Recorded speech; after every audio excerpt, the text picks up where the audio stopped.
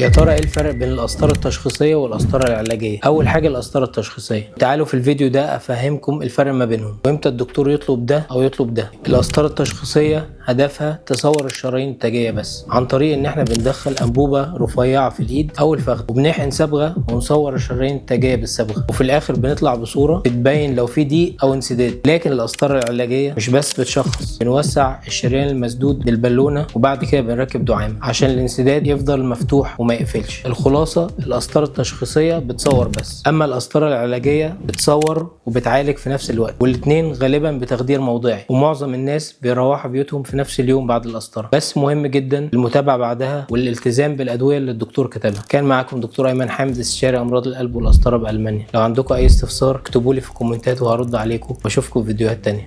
سلام.